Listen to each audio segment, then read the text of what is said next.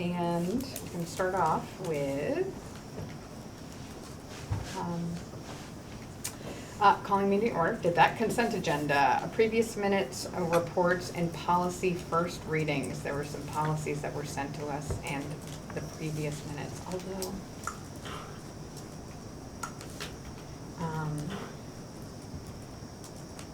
so any questions, feedback on any of those? Yes. Yep, under E1 pets. Yep. It says, if I can bring it back, you don't define what the animal should be vaccinated for. Says the vet. Yeah. Okay. I would define that as the vet knows what the animals should be vaccinated for. But Well- if you think it should say something And- different, Yeah, so in general, rabies is the one that's you worry about, because it's zoonotic, transmitted to people. Right. So that's, in general, that's what you need proof of rabies vaccination. is it And just the rabies though? That's all I would, because there's all different other kinds of vaccines that people might get or might not get, but rabies is the one you worry about. Is the only one that transmits to humans? Yes, That you could vaccinate for. that you can vaccinate. Okay. So, okay.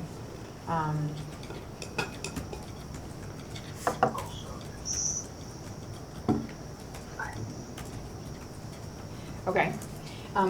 Any other feedback on any of the other policies or minutes? Okay, having no more discussion, do I have a motion to accept minutes and policy first readings? I'll make that motion. Okay, so Emily makes the motion to accept minutes and policy first readings, and I have to do a roll. Mary, what is your vote? Yes. Rick? Yes. Emily? Yes. Okay, all in favor. Aye. Okay. And that's with adding rabies.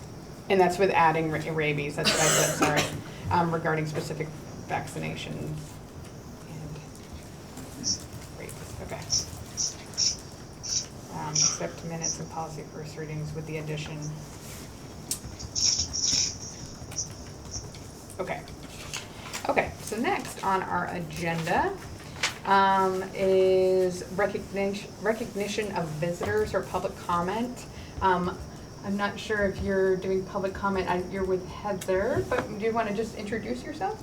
My name is Michelle Bissett. I live in Richford. Oh, okay. I just started back with Franklin County Caring Communities, Oh, and nice. I'm the new engagement outreach coordinator. Okay, great. Thank you. Welcome. So next on the agenda is central office updates. I'm gonna ask if you could put portrait of a graduate first. We have presenter. Oh, okay, great. Okay, so we're gonna readjust here.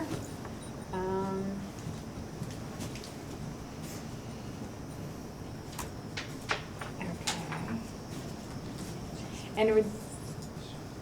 And would you like to introduce yourself? Sure. I'm Wendy Baker. Hi, Wendy. Scoot up a little bit, and I'm privileged to have the chance to join you to talk about your Portrait of a Graduate project, which I understand from Lynn and Jody you are excited about on a snowy evening. So we've chatted a little bit about ways that you might sort of think about pulling this together, and the purpose of this conversation is just to share some ideas and think about that as a process over the next maybe 5 months, thinking that it would be great for you to have a finished product maybe beginning of June. So in terms of timing. I can send a couple of, just sort of a bit of an outline around how much context do you need about me and about Portrait of a Graduate itself. So can I start by saying something? should have introduced Wendy myself. Wendy has had a long career in education. She's served as a principal, a superintendent, varsity basketball ref that I just found out today, and has also been a leader at Southern New Hampshire University, their Williston campus, right? Colchester. Colchester Yeah. campus. So she's also worked with the Agency of Education, so she's doing some consulting work now. And Wendy is who we reached out to come back and provide us a proposal to lead us through doing this work with our stakeholders. So this is what she's putting in front of you, is what that proposal would be. Okay. How much conversation have you had already together about the sort of the purpose of a portrait of a graduate, how it tends to fit in with other things that you're doing? I think we've had, an introduction about what a portrait of a graduate is. It's Yeah. basically looking at what do we want for our students in our SU to have by the time they graduate. What does Yeah. that look like? But I think that's basically where we've gotten to. And Yeah. with the Vermont School Boards Association, they did a little bit of visioning work, just kind of taking a look down the road. But I think that's about it, though. Yeah. Yeah. Is there more you want to say about that? Well, before do you feel like that you recognize the connection that would have on some of the other work that Oh. we're doing in the supervisory union? So, yes, I mean, I guess I do. But we also had conversations around, through Portrait of a Graduate, we could prioritize like where we ultimately would put our resources, our energy, those types of things. So I guess in an idea, that's what we got, but specifically, I don't know if I did, yeah.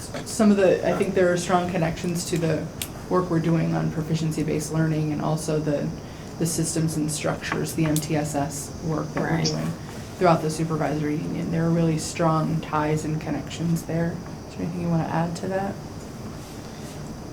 You've covered it. I think one of the other things that has been helpful for some Vermont school districts in any form who are undertaking this work is that post Act 46, different folks are working together, right? And so it's nice to be able to revisit some of this work because everyone loves their kids, right? I mean, that's a shared goal, and once the students to be launching from a K-12 system in a successful way, and so coming together to kind of think about what does that look like in a shared way has, I think, been fruitful for some school districts across the state to do, especially as they're forming in new ways, which is tricky, as you know. So I do want to say that I was reflecting on my drive up that the first time I worked with a school in Franklin Northeast was almost exactly 20 years ago. And it was when I was at the Agency of Ed, as Lynn said. I was one of the fledgling school improvement coordinators, and I was assigned to Richford High School. And Mary Shearer was the superintendent, and I lived in Victory, Vermont at that time. So I would come from Victory, Vermont up to Richford to try to help sort of start conversations that might lead to good things. Are you remembering that I time am, in some way? because was your last name different? Yes, it Yes, was. we worked together at North Country because you were there too. I was, yes, Yes, I I was. remember. I was. My caseload during that time had a lot of high schools. I think Yeah. because no one else wanted them, because that was a challenge. But so I worked with Richford. Charles Henderson was the principal then, and as I said, Mary was the superintendent. I used to stay at Mary's house because she didn't want me driving back and forth and wanted me to stay for 2 days in a row. So that was 20 years ago, which is a little strange, actually. I've also taught in this room, teachers from Franklin Northeast, and introduced Jody as an instructor, to teachers who are working through their curriculum and instruction practices in ways that are new and different. So it's, and I've officiated in the gym. So I'll just apologize in general for that as a whole. So what I put at the top of this, which is, I'm not sure why it's a little bit grayer, but is just something that is taken in large part from the Portrait of a Graduate website, which it was part of the conference that the Vermont School Board Association and VSA had together. Just as a reminder around some of the driving questions behind a Portrait of a Graduate. A Portrait of a Graduate can have some unexpected benefits in that it can unearth some new ways of thinking about education. You know, I think sometimes it's easy for those of us who have spent some time dedicated to the field of ed to think about the way kids learn in very prescribed ways, you know, and this is what we do. Or we're in camps over here around, well, these are the new ways that we should be doing things, and that should, or, you know, or sort of anywhere in between. So the Portrait of a Graduate deliberately pulls in community members, other experts, such as maybe people from higher education or people from industry, general citizenry, perhaps clergy, perhaps public officials, things like that, to just generate conversation around that. The piece that I suggested to Lynn and Jody when we first started to talk about this is that I thought it would be very important to have this work here in particular led by students as much as possible. And I imagine, you know, you're all at least tangentially familiar with the fabulous high school students we have. I mean, they're just amazing, you know, and the things that I could not do the things when I was a high school student that they can do now, you know.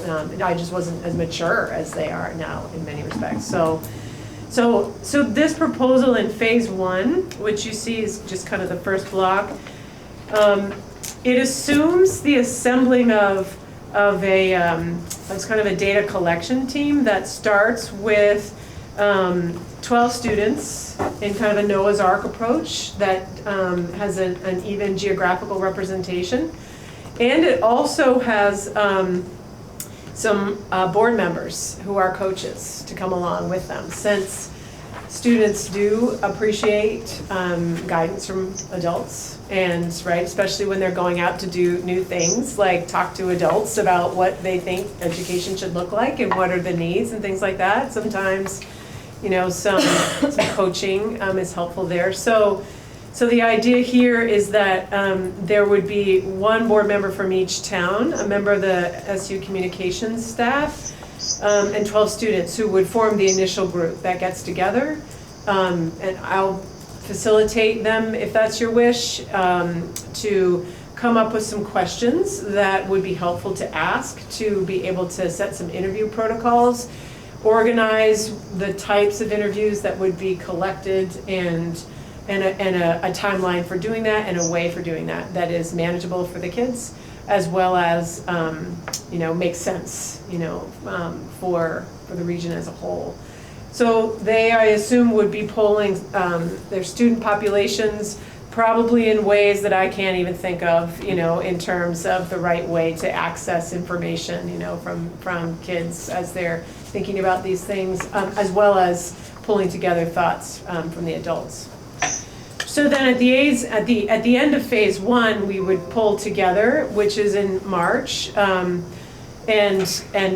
just see what data we have around that and what those priorities look like relative to Portrait of a Graduate, and come back to you at that point at the end of phase 1 with, here's the data that we've collected, this is what this looks like.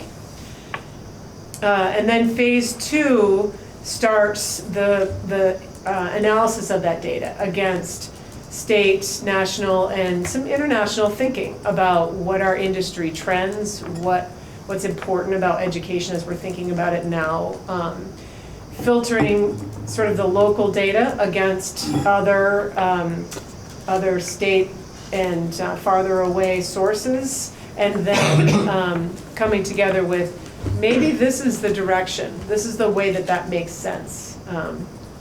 For example, there are the United Nations, you probably know, has sustainable goals, you know, that they put together, and should there be data that comes out that kids really need to understand some ways to approach the world from a global perspective, then that might be one source, international source that we might go to say, well, how are people explaining that? You know, and is there language there that might make sense relative to something that should appear in a portrait of a graduate? That we would say each student should be sure to be able to demonstrate when they're finished as seniors. So that's phase 2. At the end of phase 2, we come back with a draft, back to you again, sort of in an accordion style. And then phase 3 actually has largely the central office staff disseminating the work to the educational professionals for them to be able to weigh in and talk about and see sort of what they're thinking. That's deliberately left to last because oftentimes for those of us that have been part of this kind of effort over time, if the folks who are from the educational profession get in too fast, it all sounds the same, you know, and the educational jargon is kind of often what drives it. Conversations about educational jargon are what drives it. Whereas if that's part of the process, an important part of the process, but more to last, it gives voice to the community members and the kids in ways that sometimes is just hard to hear, you know, if you start with the educational professionals. So that's just kind of an overview of maybe a 3-phase process. Once that's done, once that feedback is done, the committee will flesh out any recommendations that come back, and then there'll be just a final. I think this is what we have for your adoption or recommendation for revision or whatever it is that would be your pleasure at that time. What questions do you have? Right, questions, thoughts? I don't have a whole lot of questions. I think that my only comment would be if you can get a few more than 2. I know you say at least 2 from the Cold Hollow Career Center, but if you can strive to get a few more, that would be good, I think. I would take 50, so I'm happy Okay. to take as many as you know, as folks can have. I think we definitely wanted to have at least 2, and 2 that can reliably come. So you know, That's maybe the 3 other or piece of 4 the is the puzzle, place yeah. to start. So yeah. What we had aimed for was 12 students that would represent the 6 towns. So there would be high school level students, but we wanted to make sure that their roots were in those 6 different towns. Okay. And it would be pretty easy to get more than 2 students who are from CHCC Right. Okay. in that mix. Right. I think when we talked about it, Jody even had some good connections as to ways in which the kids could use this work to demonstrate their proficiency in you know, particular areas where that they're, you know, working to develop their portfolios. So there can be some authentic connections for them. Yeah, absolutely, there's a huge connection to the transferable skills. A lot of the citizenship transferable skills and communications transferable skills are a great match to this kind of work. Yeah, sounds great. Any questions? Yeah. Mary, did you have any questions? No, no, that sounds good to me. Okay. How about you, Emily? No? You're good? All right. Thank you so much. That was great. Okay. I know that was sold. Good. Well, as you keep talking about that, that's, you know, as something comes up through the rest of the night, you know, then Right. we can certainly revisit that. You know, otherwise, we can talk this week about work together as soon as possible to begin. So. Yeah, and I think building that collective, like you said, even after the Act 46, is kind of give that shared vision. Yeah. Yeah. For sure. Yeah, and there's no one better to do that than the kids. Right. You know. And the community feels heard in the process. Mhm. Yeah. Yeah, for sure. Yeah. All right. Thank Enjoy the you. rest of the evening. Yeah, thank you. Thank you. Okay, so next. So could I ask you to take Jody next because Okay. she's not feeling well and I would like to spring her as soon as Okay. possible. Okay, so next is Jody.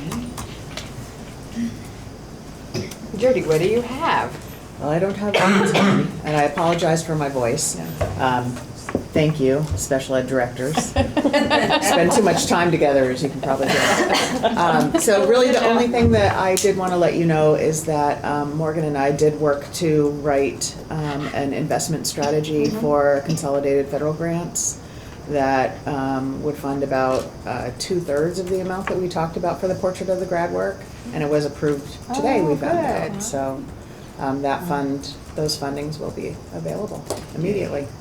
Nice. On 2/3 of that, great. Okay. Anything else? Nothing else. Great, thank you. Let's see, who's next? Is it Dominic? Yeah. He's sick too. Oh, okay, people. Starting to get People out My voice is a This is little- the healthy side. Yeah, exactly.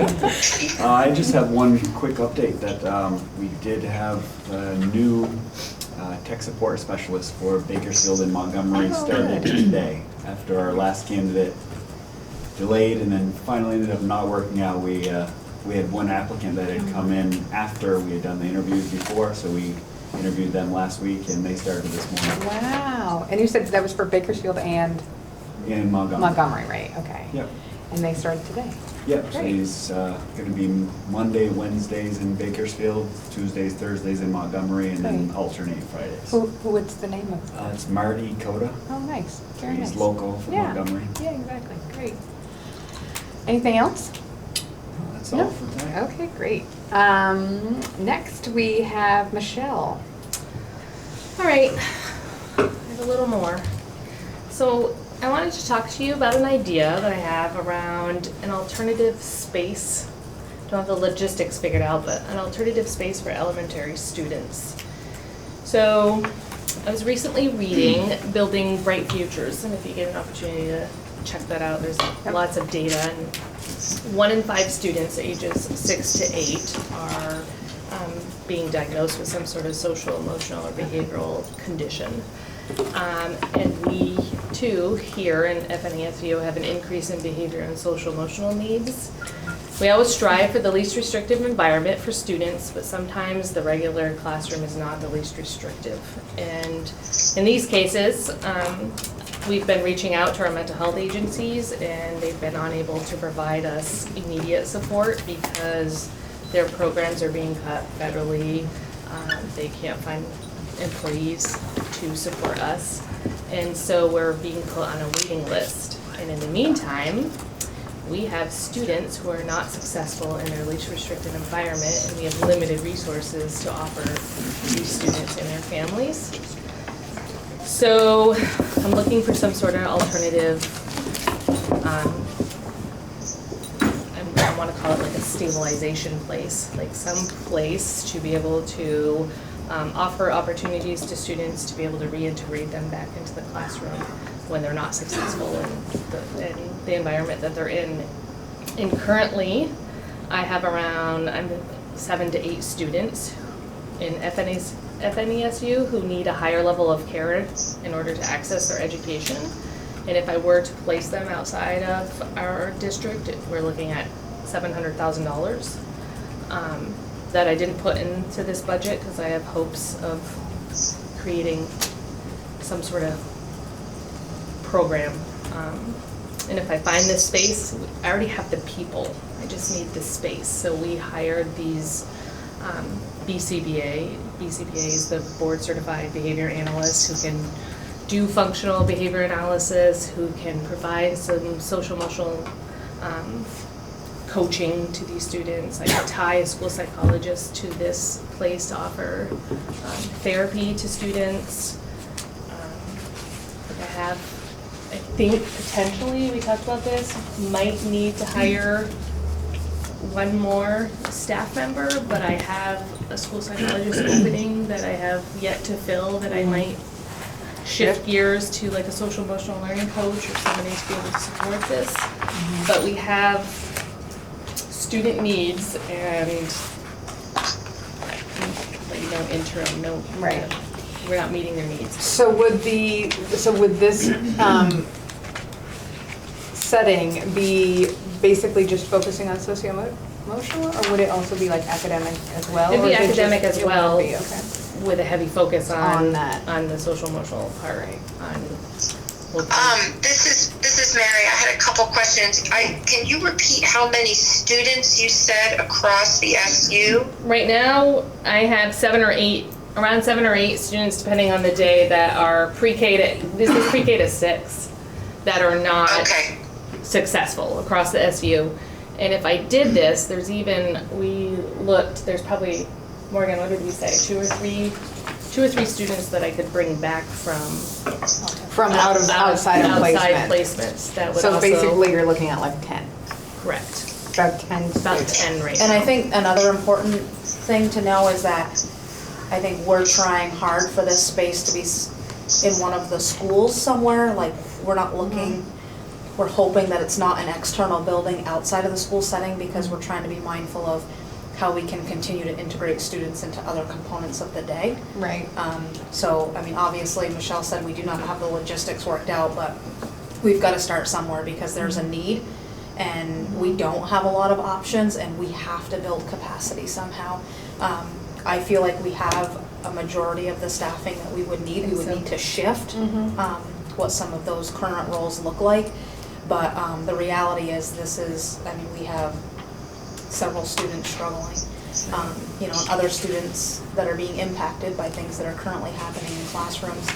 And we just need to put a strong emphasis on this social emotional learning piece so that we can give them the skills to hopefully be able to generalize back into the general ed setting. And I with think if they're success. here, if we, instead of outside placements, that we have a larger opportunity to be able to reintegrate them back into Instead of, like, to practice. Like, I want to be able to shifting, teach them some replacement behaviors and some skills to then go practice this in the classroom, but being there all day might not be as successful until we keep working, so. But the a entire- fluid Can opportunity. I ask a quick question? Yeah. Have you identified whether there are any of the physical buildings that could accommodate a central kind of spot for this kind of unique grouping within the districts? We're kind of in that, we're in that process right now, Mary. That's part of the issue, is that there's not a lot of available space laying around, but we're trying to look at if there are some creative ways that we could make some multi-use spaces in a building, whether or not we might be able to figure out this dilemma. And I just, as a kind of ancillary thought, and maybe completely and wildly unrealistic, since we're in the process of kind of doing a massive renovation at Sheldon, I'm just wondering if there's any reconfiguration of space, since there's going to be a good deal of construction to kind of bear, that could potentially be this central spot. I mean, it's not, I don't know where all of these children are coming from and whether whether that could even work, but we're doing a $1.7 million renovation there.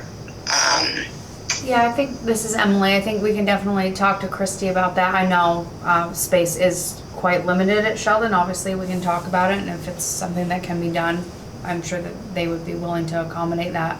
Renovation isn't adding more space. It's just, Okay. yeah, we're not adding any new rooms. Right. We're replacing flooring and things like, we're not adding space, but definitely talk to Christy. You never know. I'm not sure all the ins and outs, so. And I'm thinking as far as environment though, it can't be like, it's not like you're gonna put them in the center of the building, right? It would have to be something. We need like a classroom with like a safe space. Right, exactly, attached like to it. something kind of therapeutic. Correct, like a place where they could have their Wouldn't be breaks just and like a normal counseling. class. So can you describe what you actually need for me? I don't know what I actually.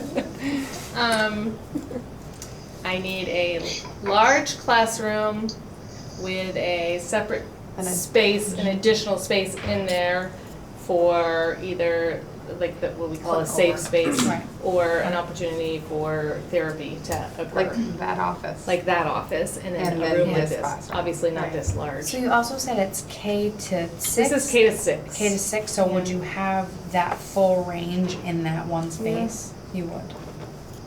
Like one-room schoolhouse model. One school, Yeah. Yeah. I think it would be very fluid, like Yeah, there yeah. would be Mhm. obviously different things happening. Will that actually, will that actually work?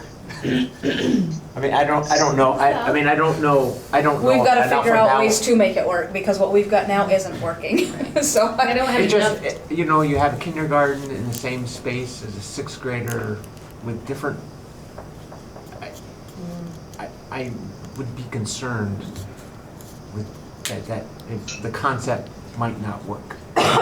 So And two I don't know spaces that. would be better, Rick. Two spaces would be And better, I more was not staff asking would for be two. better. So she's saying that For she one. has the staff existing. One of the things I wanna say is that we're used to having to be really creative with really limited resources. So when she's saying she has staff, but those staff are already assigned to doing other things. So she has staff that she could reshuffle. But I think in reality, if money weren't what money is, I would it have would K be to 3. some more staffing and additional spaces for this work. Okay. Because it isn't going away, and our options are dwindling by the day at the state level. And a lot of the outside placements that we're hoping to pull back from, they do a wide range of ages, and those kids are crossing one another's paths almost every day. Yeah, so- certainly not to that grade span that, he's expressing some concern about. However, There's still a, there is one alternative placement that does support students K through 12. They have 2 different spaces side by side to each other, and they do a lot of it's individualized, so there is the ability, and the other thing is, a lot of times these students are developmentally around the same age. Obviously chronologically they're not, there's definitely that, 5-6 year span. So it's just being very mindful. Currently, it is K to 3 students that would, like if I were to start this tomorrow, I do not have any student older than the 7 or 8 students I'm talking about, or K to 3, and then 3 that I would bring back are in 7th and 8th grade, which we already have a system in place for those students. We're working on developing that. But, yes, This is Mary. Can I ask a quick question? Sure. I have a lot of familiarity with the Laraway School, but I do notice every time I drive by it that they have all of these yurts kind of dotted around their campus, and my understanding from some of my friends who work there is they use those as kind of overflow space for classes. They're well built, they're heated, they're insulated, and they're a relatively inexpensive way to get good usable space. I don't know if anyone's walked around the Laraway campus and gone in any of them, but it's just a thought. I mean, if we have immediate needs and we have no space, and we are going to be, these are $700,000 to outsource this. I don't know if there are ways that we could get creative about the physical infrastructure and space for a kind of this program that keeps these kids in the district. That's what we're hoping for. So I'm gonna ask, but the Monteith House? Can't hear you. The Monteith House? Well, it's funny you should bring that up, because that's a part of your conversation at tomorrow night's meeting. Could potentially be an option, but you do have tenants there currently. Okay. Okay, anything else? No, that was good. All right. Let's see. Heather. Yes.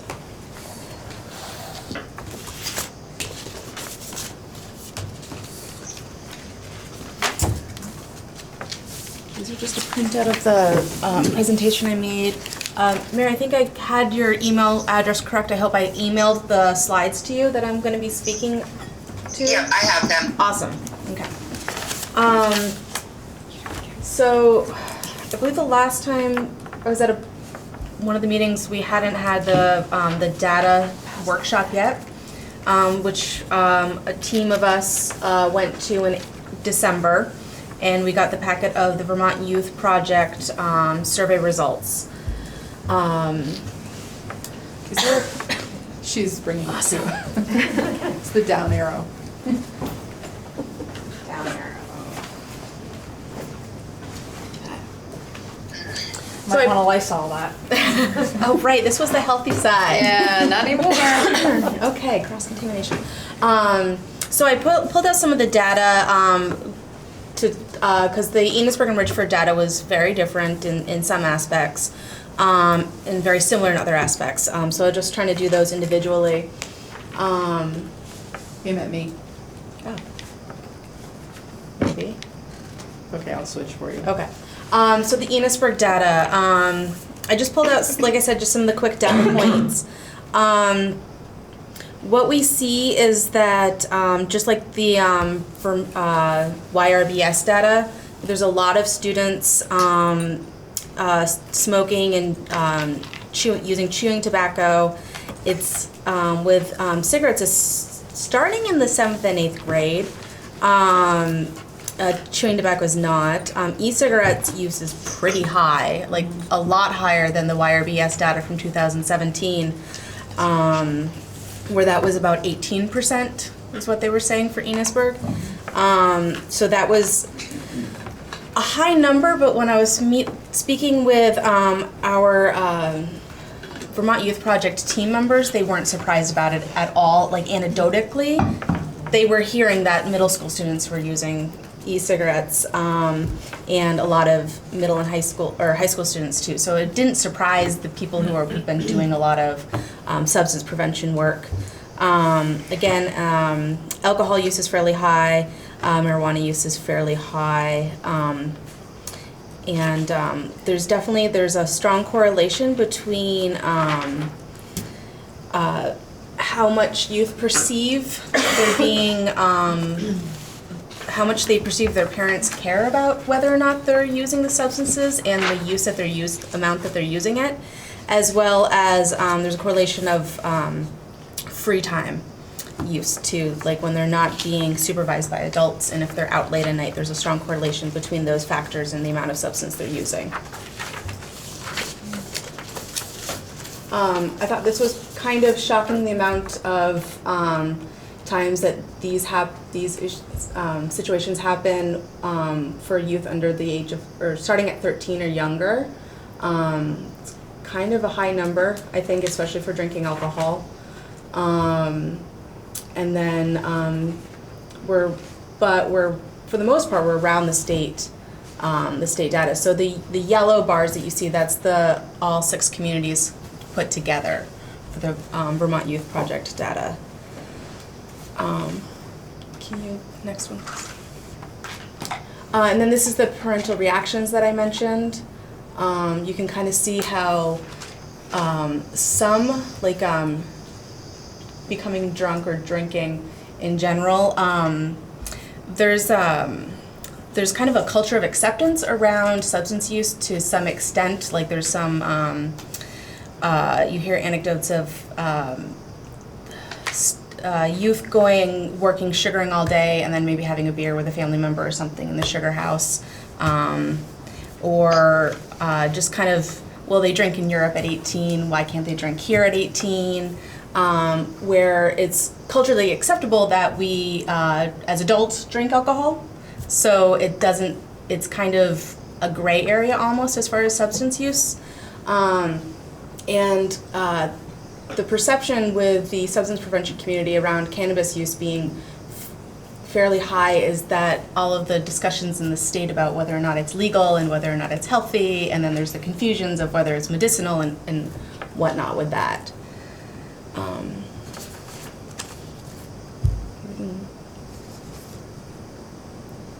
And then this was really interesting too, and the Richford data kind of shows some of the similarities. It speaks back to a little bit of cultural norms around acceptability with some substance use, but more at you see it more at the high school level about they're mostly using the substances at home or at the home of other parents, which kind of speaks to some of the data that's in there about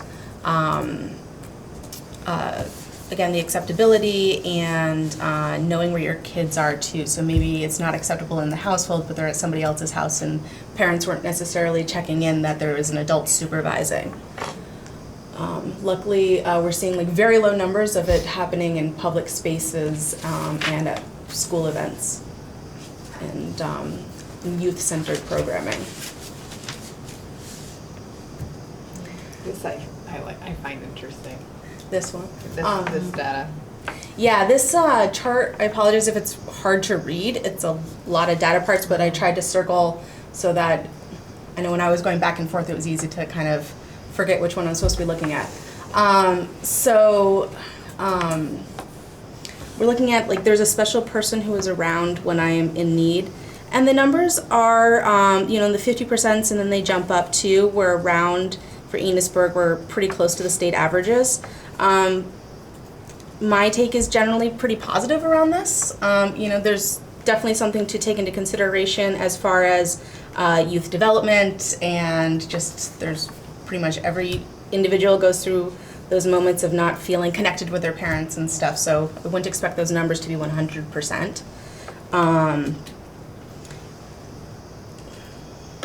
And that they're still fairly strong in all the different, in the middle school as well as the high school.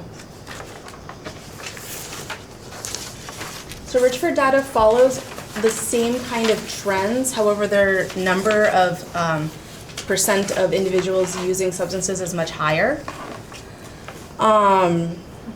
Again, it did not surprise the substance prevention team members that I've been working with.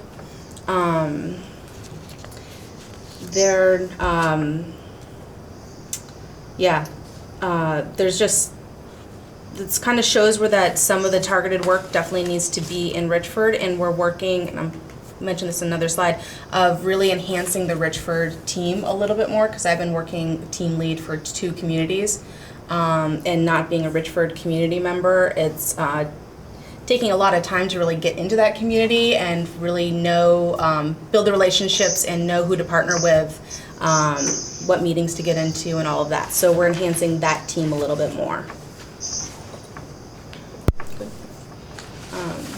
Again, it's the same kind of slide, just the numbers are a little higher.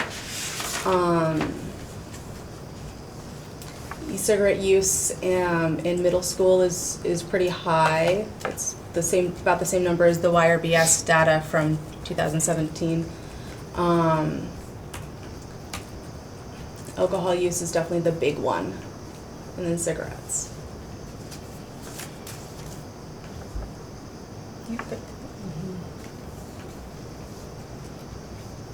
Cannabis is kind of a bit higher here. But again, it's still kind of like the same kind of data, just good to look at the 2 communities. And these numbers are also around the state numbers, and in some cases a little higher, which is That's what I found nice. interesting is that Enosburg's drops off when in high school. Yes. Which it seems logical, right? You don't understand me. That's Yeah. when that takes over. Yeah. Right? So, but this I found interesting because it stayed on trend. Mm-hmm. It didn't go down. Any thoughts on that? Because I've got 2 trains of thoughts around that one. Yeah, I got no thoughts on that. Yeah, I can't figure that one out. It's relatively striking, actually. Yeah, Yeah. it really is. One is that maybe some initiatives that are happening directly in the high school and maybe a smaller community. The other one is we might be seeing more negative trends with the younger students, and so as they're coming into the high school, they might be having some more traumatic experience and stuff. Just thinking of just the amount of number that I know the numbers are fairly high for like students in foster care and stuff. So if they're having those more intensive experiences on a younger age, we might be seeing it reflected right there. But isn't that's them feeling supported. Which one? What she's saying is the numbers are higher in middle school. So I think that's the connection Heather was trying to make, is that they get actually better. Is that what you're saying? Follow that. So the way I understood what you were saying was that the numbers are worse in middle school. Were you making a connection to some of the traumatic experiences that were happening at that age level? Yes.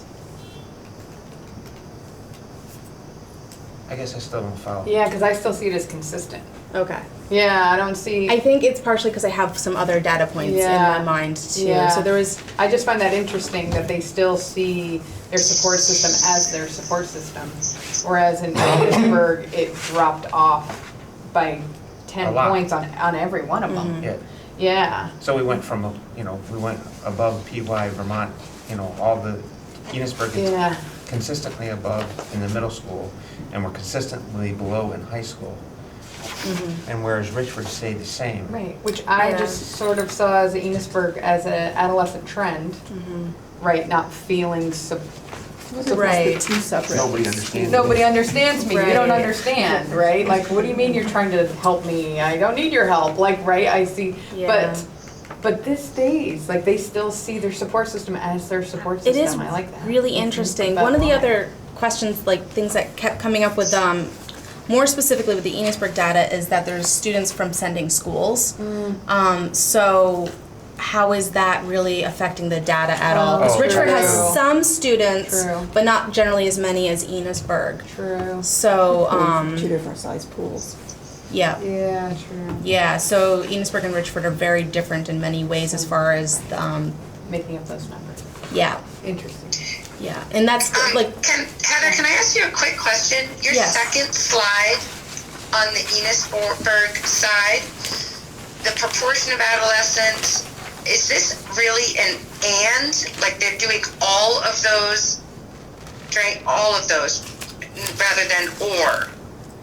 no, I believe it's taken individually, so they're drinking alcohol, that's one question. Become drunk, that's another question. Okay. Oh, Yeah. that's Okay. okay if it's all of them.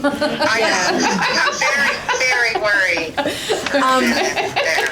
And with the data points, if there's other kinds of questions too, I can bring it back to the data analysis, because we definitely had some questions ourselves when we looked at it, like how was that actually worded, and how did they compile some of that data, because it was, some of it's a little confusing. Like there was one data point on laughing gas, and I was like, can you clarify, because that might have been a dental procedure. Yeah, exactly. It was a pretty small number, but it's still like they might have had their wisdom teeth pulled out. Right. So we're definitely going back to the data analysis and asking clarification for clarification. And do you generally think, Heather, for instance, the proportion of adolescents in Enosburg drinking alcohol, those are very high numbers for at home and at the home of others. And what's your perception of whether the parents are aware or completely oblivious that this is happening under their roof?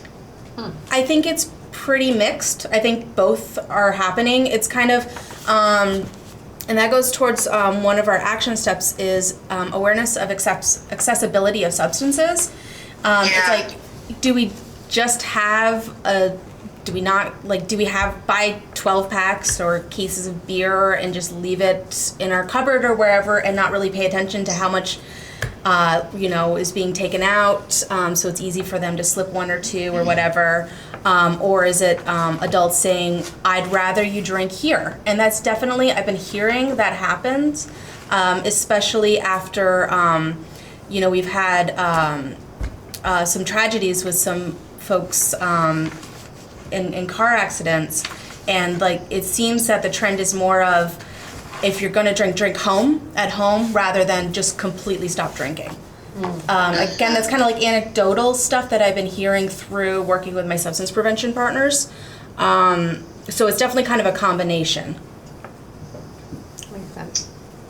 And that kind of goes back to some of the data points of the perception of drinking as being a really, really negative thing is not as strong as cannabis being super negative or opioids being super negative.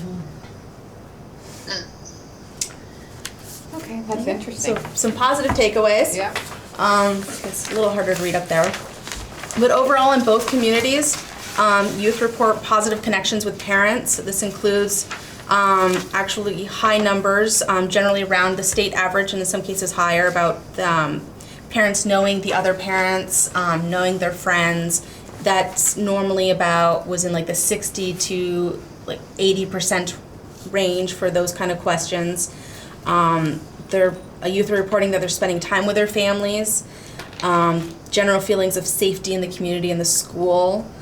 Many youth report wanting to continue to live in this community in the future. Now that's about 50% for both communities, which is pretty close with the state average again. I kind of speculate that job prospects might have a lot to do with wondering like that decision of like maybe wanting to be in a more metropolitan area or just knowing that they want a certain career and they can't come back and live here for that and do that job. And then the youth report having friends at school that care about them. So socially, a lot of those answers were in the positive, like again, like 60 to 80-ish% for a lot of those questions. So that's really good, and I think it shows a lot in regards to a lot of the community work that's happening in both Enosburg and Richford, and that there is a sense of community in both towns. So the next steps. I've identified 2 starting action steps. The first one is community engagement. So we're going to be doing a series of community presentations. I say I've got some community members and some community substance prevention partners. Michelle's one, where we're going to be meeting on a regular basis, and we're going to come up with community presentations, and we thought about doing some activities, maybe at school events, to kind of highlight some of the maybe substance-free kind of activities. One thought was maybe going to sporting events with some handout flyers about some of the information that we've learned, and then maybe have, say, the bookmobile or the library go in and do like a reading nook in one side, so that maybe the younger siblings of the athletes can read for a little while if they don't feel like playing the game anymore, and provide some opportunities for just some extracurricular stuff that's just fun and outside of the box for them. Accessibility of substances is the other one. The Teen Institute students from Enosburg and Richford, you probably heard the Sticker Shock campaign, where they went around to all of the businesses around here that sells alcohol and tobacco, and they looked and they saw like how much is it being advertised, found that a lot of alcoholic beverages are being paired right next to sodas or right next to candy, and the advertising tends to be on like a lower level for visually, so it's kind of essentially targeting the younger audience. So doing some work with the Teen Institute students for the youth voice part, and really just like showing them that like the work that they've done so far is very powerful, and that we can provide some support with that, and use that as hopefully like a next step with youth engagement to see where they would like to take this project. And the Vermont Youth Projects, we have 2 meetings this week to talk about more of these next steps, and really like identify some more very specific stuff for Richford. So that's where we are with that. That looks great. And then wonderfully in the state news, I don't know if you heard Governor Scott's State of the State address, but he specifically mentioned universal after school as an initiative he'd like to move forward with. And he's identified the Iceland model as a nice place to focus on, which is what the Vermont Youth Project is based off from. So that's exciting. And when I first heard about this, I heard that they were hoping to make it a statewide initiative. And again, that kind of, with Montpelier behind it, it also lends more towards some grant funding opportunities. Right. Yeah. Great. So this is being piloted right now in 6 communities? Yes. And we have 2 of the 6? We have 2 of the 6. There's a 3rd Franklin County community, and then it's Hartford, Rutland, and Richmond. Are the others 3. I don't know, Michelle, if you wanted to add anything. Interesting. Okay. Well, great. I went through things really quickly. If you have any questions, Okay. try to answer Yeah, some. no, those were great. Did you have anything else other than presenting the information? For the Vermont Youth Project, no. Kind of a quick rundown, the after-school programs are winding down with their second quarter. We have next week's off as our usual break. We have a farm-to-school professional development opportunity in Sheldon to engage more of our farm communities and school gardens and stuff for after-school programs and summer programs as well. And we're going to be having American Sign Language in Berkshire, just found that out, so that's really exciting. Adding Taekwondo to Sheldon, very excited about that. Yeah, and let's see, Richford Elementary just received a Vermont grant, so they're going to be doing financial literacy with their students. Cool. Yep. And we got a robotics grant for Bakersfield, so we're going to be working on robotics so that hopefully next year they can compete with the first robotics competition in Burlington. Very cool. Yeah, yeah, good stuff happening in all programs. Sounds like it. Oh, wow, you're busy. Okay, if there's nothing else, Jamie, you're next. I don't have too much of an update. We finished open enrollment. That was January 1st, so we had a lot of changes for employees. We just took over the HRA accounts from Mrs. Coy Okay. the youth school districts, effective on Saturday, this past Saturday, so we will be managing those now. Okay. And the next thing I'm working on is licensing, because all the renewals just went out for January, so. You've been helping to navigate the healthcare shifts. Yeah, Right. I'm working on the healthcare. Yeah. Yeah, there's a lot of changes there. Yeah, that's gonna be bumpy. Okay, anything else? No? Okay, Dawn, how about you? So I don't really have a lot to report out. I'm still continuing to go into some of the schools and get into some of those schools, and really not a lot. We're pretty much fully staffed still and just plugging away. Good. All right. Things. Okay, and Morgan.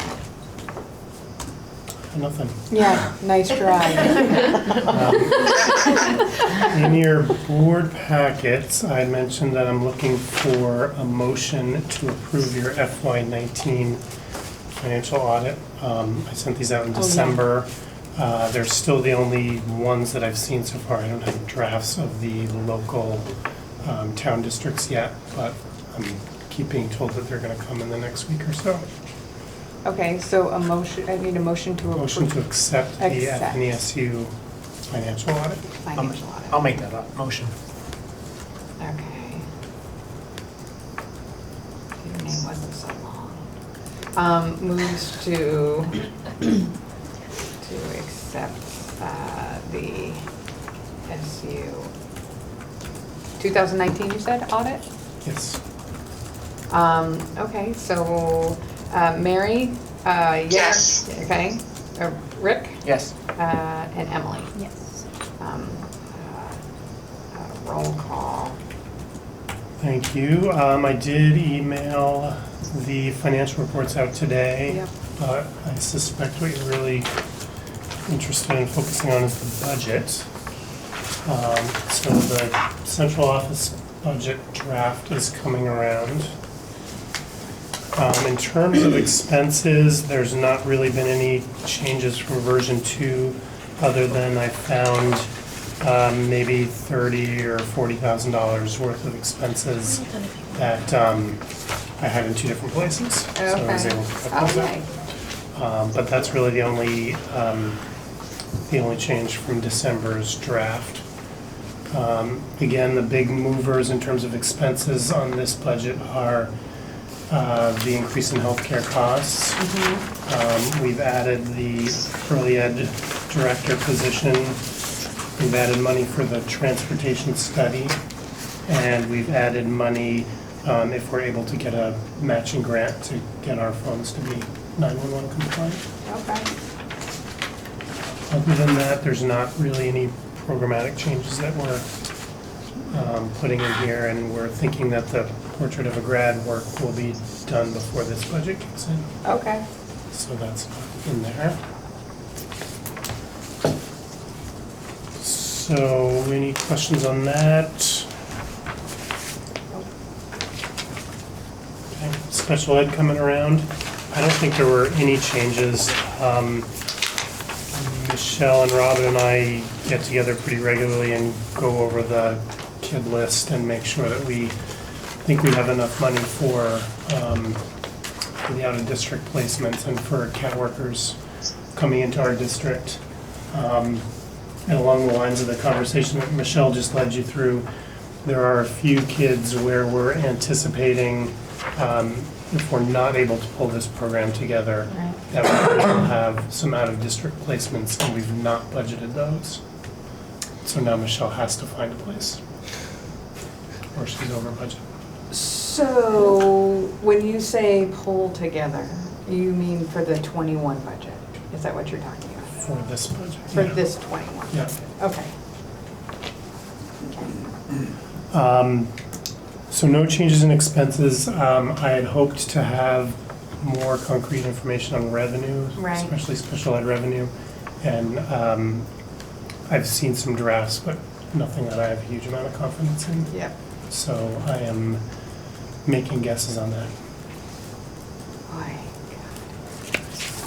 they just like putting us on a floating carpet all the time. All right. And then this coming around is the recap, and so this will show you at a higher level the different categories of expenses and the revenues that I'm predicting are on this as well. So for that first section, the general fund revenue, you'll see line 2, the transportation assessment is dropping.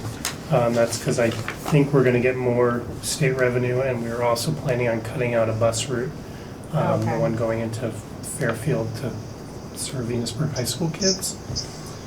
The big change in that section is that, Dawn and I have been looking through the numbers, especially with the shift for 2 of our schools to go to universal meals, and I've ratcheted down the revenue prediction for food service. They're lowballing that, okay. And then in terms of special ed, the state revenue is really still a guess at this point. It's probably the best guess that we're gonna have before your town budgets need to go to press. Okay. And Morgan, what are the ramifications if that's not in the ballpark, then what? And these, as far as funds go? So for these, unlike your local budgets, when you pass a local budget, it includes an assessment to the supervisory union.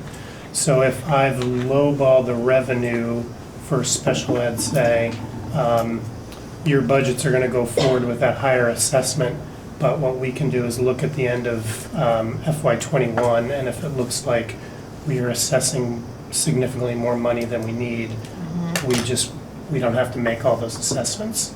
So 2 years ago, I think it was, we did not send out the last month of special ed assessment bill, and we let you guys keep that in your local budget. Okay.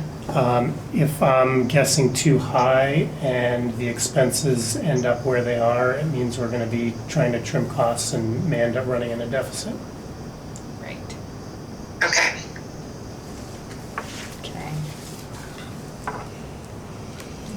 And Morgan, can I ask you another question? In the local budgets, how we try to kind of anticipate incoming high schoolers and give ourselves that buffer.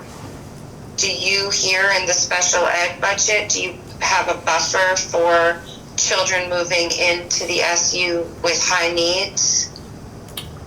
I don't feel we do. I feel this population is much more volatile than the regular ed high school tuition budget, just because of the nature of the kids we're working with. So I think every kid that we have in this budget you know, we've got a name and we've got an idea of where they are now and where we think they're gonna be next year.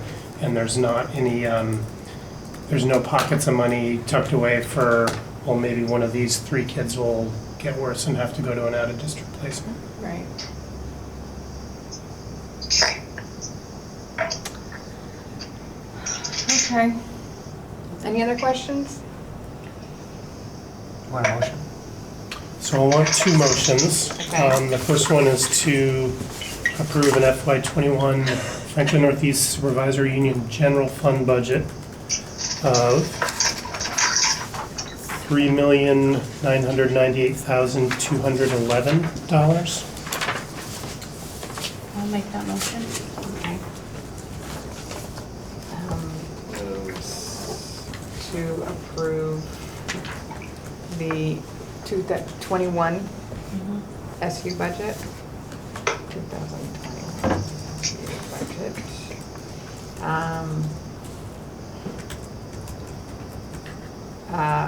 Mary, do you approve? Yes. Rick? Yes. Emily? Yes. Okay, roll call, all in favor. Okay. And the second is to approve the FY21 Franklin Northeast Supervisory Union Special Ed budget of $5,811,687.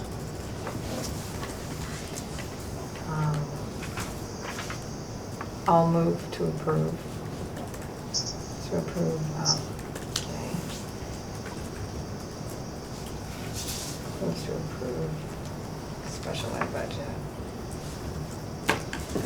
And so let me just ask, I did move to approve, but that could go through another reiteration, or do you think that's gonna be it? I think that's gonna be it. Okay. Because you guys hopefully at Enosburg, Richford are voting your budget tomorrow. And Right, so it's gonna Full have steam to ahead. be, right. We have to go to exactly. printers next week. Right, that makes sense. So Mary, do you, yay or nay? Yay. Rick Yes. and Emily? Yes. Roll call, all approved. Okay, what else? I'll try to bring less scary stuff to your next meeting. That on would those be, that would be budgets. wise. That's all I have. Okay. Lynn? Sorry, I'm taking notes.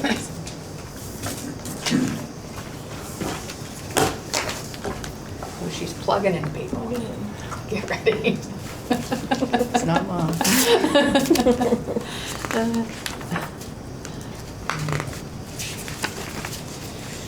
Okay, here's my agenda for tonight. Personnel, contemplation of reduction in force, notification, portrait of a grad, we've already done. And I have one thing under other. So I was going to speak with you about personnel. I was gonna give you an update on personnel and it's no longer relevant. Okay. So I'm gonna pass right through this. I would like a motion from the board to approve, or to direct me to send a letter to the union for the contemplation of force notification. So that's really just indicating that if there are budget issues, that we may have to contemplate a reduction in our workforce. It's something that we do every January. Make that motion. Did you hear that, Mary? Barely. Barely. Sorry. It was basically, Emily made a motion to approve to send a letter to the union regarding the reduction of force notification. That you just, it's. Yeah. Yeah. So do, yay or nay? Yay. Rick? Yes. Emily? Yes. Okay. Okay, so we already did the portrait of a grad, but I'll let you look at the nice pictures. I will say that Jody, Michelle, and I have begun working on our annual report, and our intention is to write this together because the work that we've been doing this year is very unified. So that's important to us. And one of the things that we talked about today when we were working on it was we were wondering if there were like themes of questions that you sometimes get asked in the community about school that comes up as a board member. We wondered if there were things that maybe we could tune into there. We're trying to make it not 100 pages long, But at the same time, if there are common themes, maybe we have an opportunity to address there. Or are they kind of all over the place? Oh yeah, they're like, why is the hedge next to Enosburg Elementary not trimmed? I get that a lot. Any themes for you? But as anything of substance, I don't really, budgetarily, I think. How about you, Emily? Yeah, how about you, Emily? From Sheldon's perspective, is there anything common that's coming up there? Things that, I mean, we're working on. Comments are, you know, the state of the school, the aesthetics of the school, the quality of the gym, like those Right. types of things. That's pretty heavy talk, but we're working on it, so that's a big one. Is construction project in your report? Yes. We should make sure that that's in there somewhere. I feel like I was peppered with Act 46 questions, but since I haven't really. How about you, Mary? Yeah, Mary, do you get questioned? You have to repeat what you all are talking about. So It's a little tricky to hear. So they're creating their annual report, and they're writing it together collaboratively, and they want to know if they need to address any issues or questions that have been coming up in the community. Are there certain questions you usually get asked that they should be addressing about budgetary, schools? What do you usually get cornered on? Well, less, Act 46 for a long time, and still occasionally I do get asked questions because it is now going to the Supreme Court, I believe, in 2 days. So I do have people checking in with me about that. I definitely get questions about, staffing levels. I mean, I'm thinking specifically in Montgomery for MES. Yeah. Staffing levels. I get questions about why, and things really that probably ought to go to Sandy, and a lot of times I direct people there. I get questions about why we don't have more gym PE time, more outdoor time. People want more art, people want more music, things like that. Yep. So like programming. Programming, definitely. I think infrastructure is usually the big one. The elementary gym. Yeah. Okay. That makes sense. The last thing I have to talk with you today about is negotiations, and I will need to spring these administrators and then move into executive, not that one. Everybody got this one. Oh, okay. So, I got a question. If they're gonna come back in March to the FNESU board meeting, are we gonna have a board meeting in March? Well, so it's funny you should say that, because when we were talking and she was presenting, we don't have one scheduled until April, but we're going to have to schedule so that we can do the Portrait of a Grad check-ins. Okay. So we'll get some survey out. It might be better to do it separately anyway. Yeah. yeah. Okay. So, at this point, we are letting our administrators go. Be careful, drive safe, and any other folks except for Morgan. And then I need a motion to go into executive. I'll make a motion, even though my name is wrong. Bartholomew is no joke. How did you do that in kindergarten?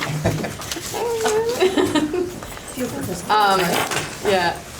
Mary, yay or nay on executive? Yes. Rick? Yes. And Emily? Yes. Okay.